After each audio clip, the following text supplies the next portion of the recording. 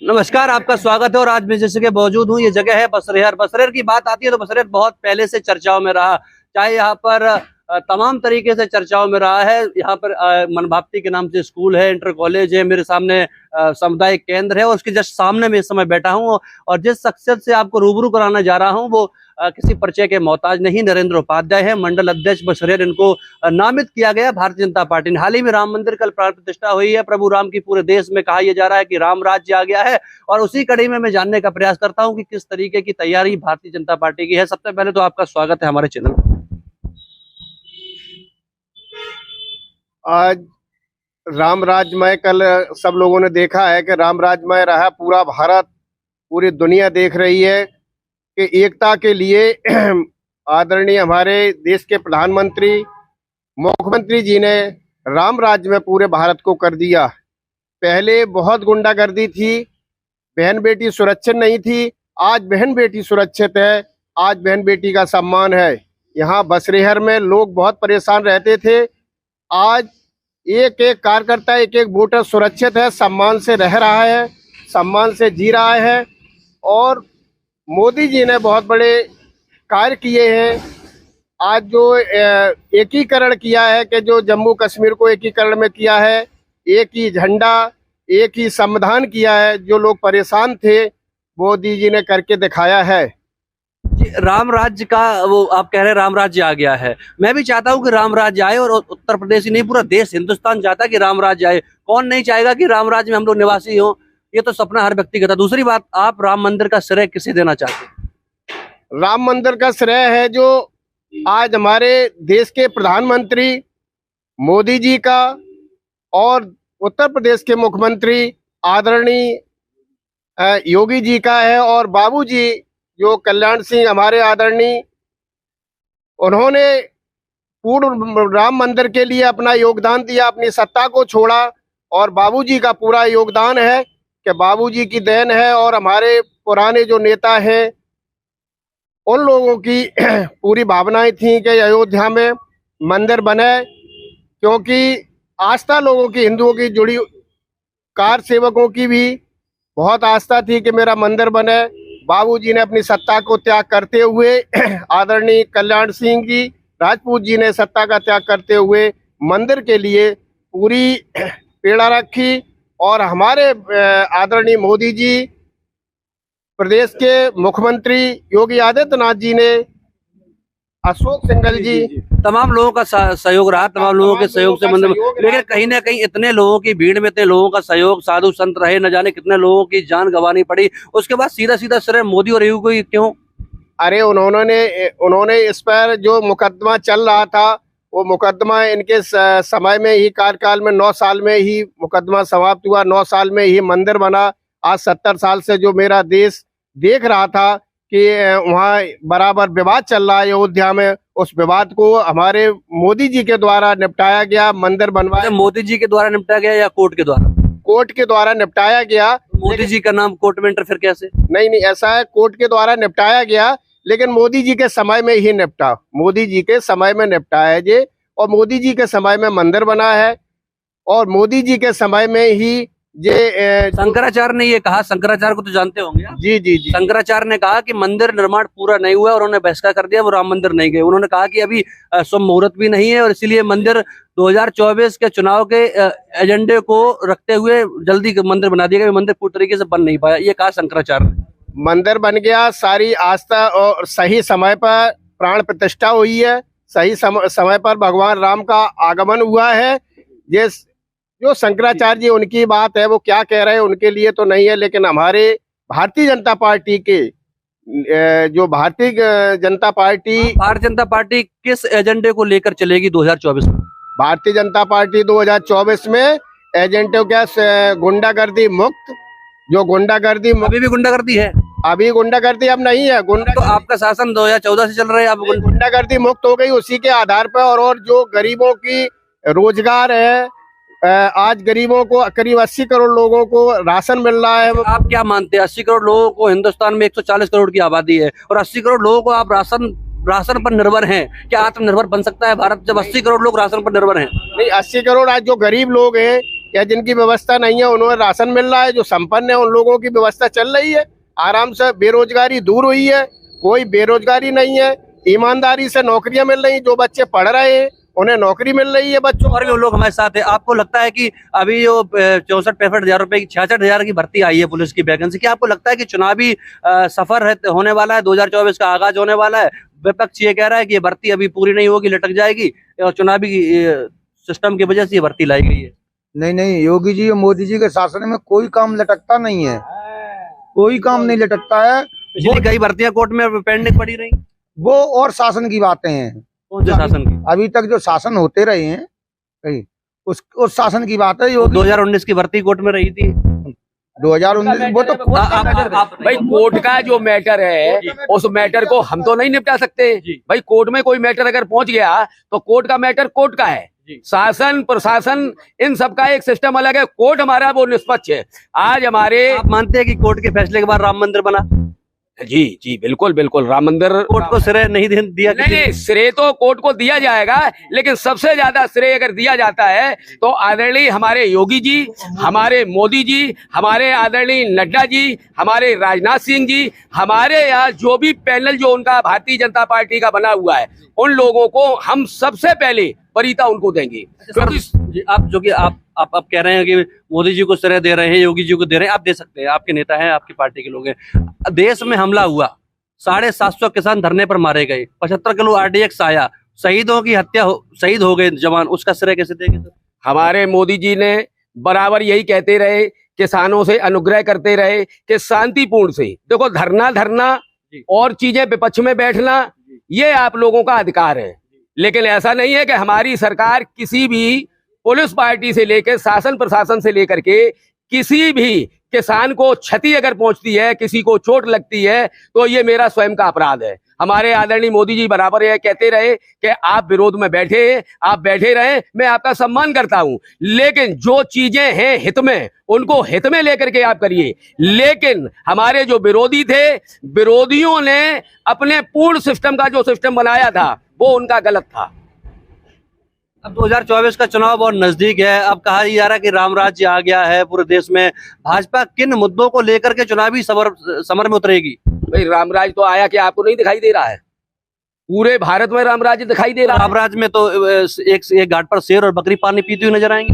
नहीं तो बिल्कुल आ रही हैं। आज हमारे विपक्षियों को भी बुलाया गया। अब विपक्षी जब आने के लिए तैयार नहीं है, उनको न्योता दे रहे, वो न्योता को ठुकरा रहे। वो तो ये कह रहे भगवान का निमंत्रण देने की क्या जरूरत है, जब हम मंदिर 22 तारीख पर प्रतिष्ठा हो गई है, परिवार सहित जाएंगे। क्यों नहीं गए? नहीं, ये तो अब विपक्षियों का सिस्टम है, विपक्षी कुछ भी कहें। विपक्षी भाई हमने आपका निमंत्रण किया, हम किसी का भी निमंत्रण करते हैं, ठीक है, तुम आओ या ना आओ वो अलग बात है, लेकिन तुम तत्काल ये कह दो कि नहीं साहब हमें आपका निमंत्रण स्वीकार नहीं है। क्या हमारे शरीर को, हमारे हृदय को जो आज पूरा विश्व जिसे मान रहा है, और तुम उनका निमंत्रण ठुकरा रहे हो, तो क्या ये गलत है या सही है? मैं पत्रकार जी आपसे ही पूछना चाहता हूँ।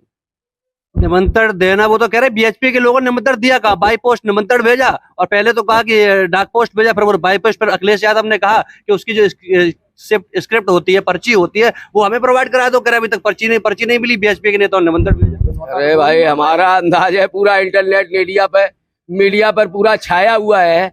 आप पत्रकार हैं, हम आपका सम्मान करते हैं। आप जैसे सैकड़ों पत्रकार ऐसे हैं जो आज हम फेसबुक से लेके, यूट्यूब से लेकर के और अखबारों से लेकर के, ये जो भी चीजें जो हमने देखी है ये प्रत्यक्ष है और आप भी देख रहे हैं।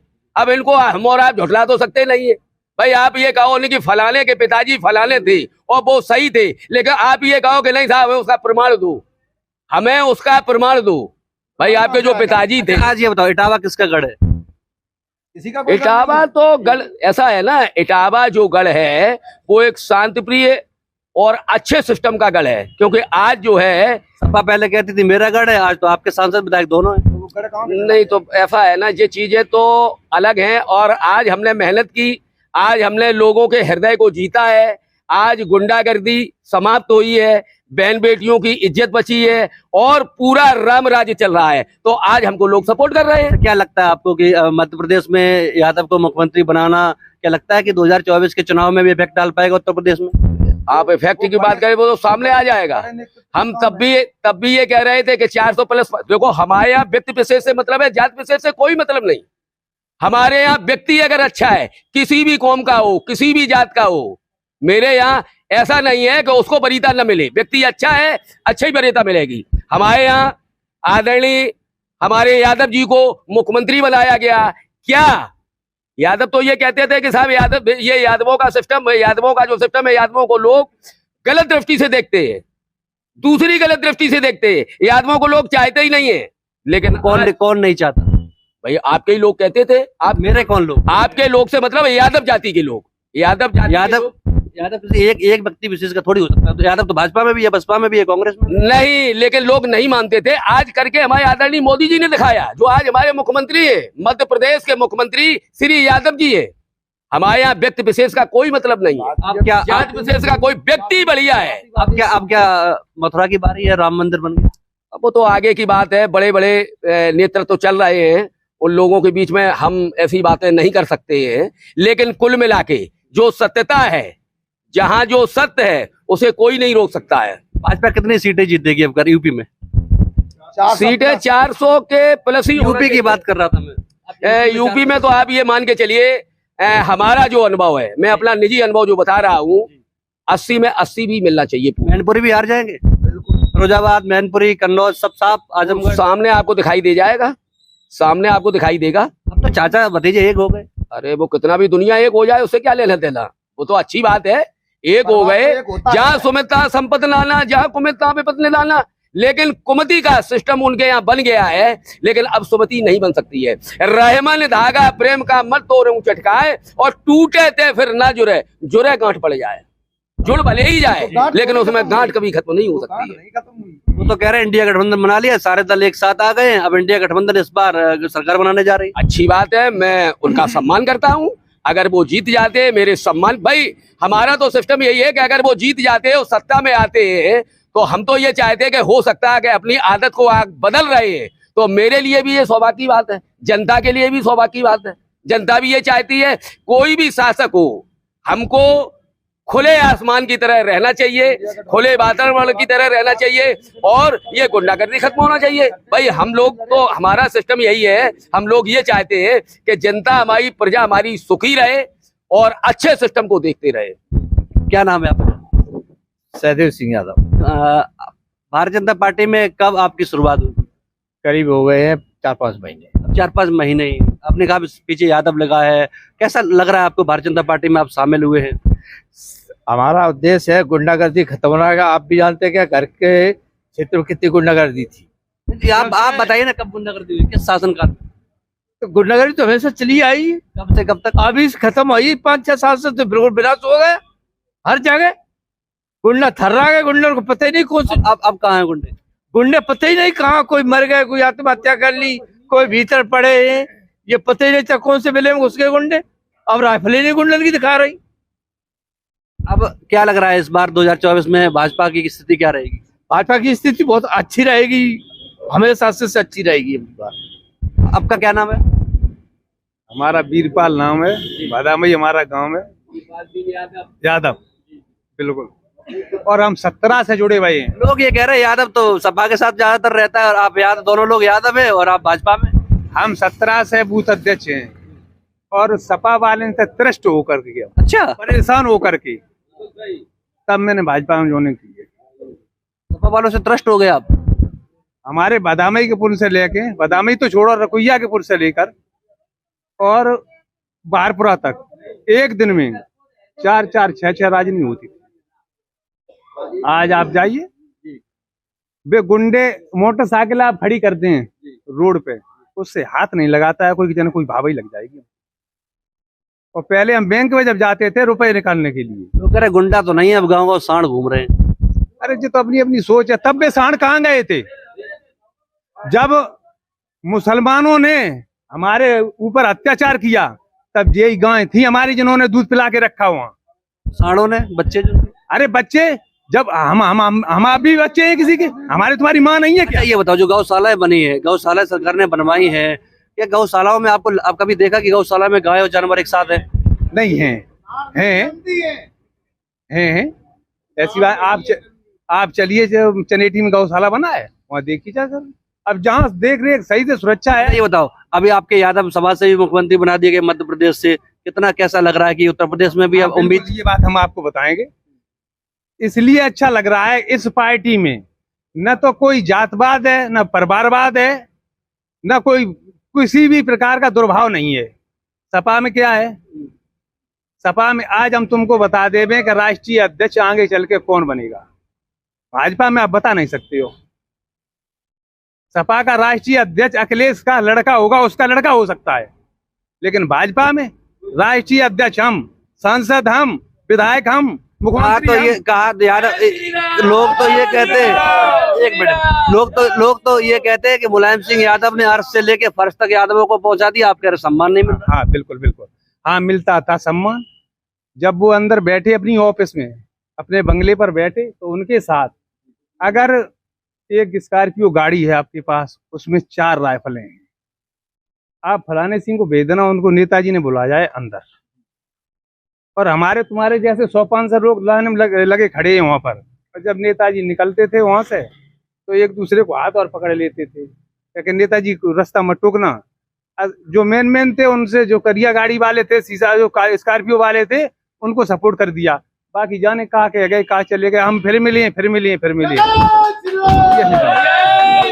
तो आपने देखा कि किस तरीके से हालात है यहाँ पर। कुछ यादव लोगों से भी बात हुई और उनका कहना यह है कि पहले ये त्रस्त थे, गुंडागर्दी से परेशान थे, लेकिन कहीं ना कहीं इस भाजपा सरकार में ये निजात में है और आराम में है। इनका कहना यह भी है कि रात के 12 बजे अगर हम निकलेंगे तो इन्हें उम्मीद है कि सुरक्षित घर पहुंच जाएंगे। ये तो आप तय करेंगे कि कौन सा शासनकाल अच्छा था, कौन सा बुरा था। मेरा काम है ईमानदारी से अपना पक्ष रख रहा हूं, तो मैंने अपना पक्ष रख दिया है। जितने भी लोग बैठे, ये भारतीय जनता पार्टी के पदाधिकारी है, कहीं ना कहीं कोई ना कोई जिम्मेदारी इन सारे लोगों पर है। मेरा उद्देश्य यही है कि जो जमीनी हकीकत है वो आप तक पहुंचती रही। अगर आपको लगता है कि मेरी खबर निष्पक्ष है और ईमानदारी से आप तक खबर पहुंच रही है, तो हमें अपना समर्थन और अपना सहयोग जरूर बनाए रखिएगा। विदा लेता हूं इटावा बसरे से, तब तक के लिए नमस्कार।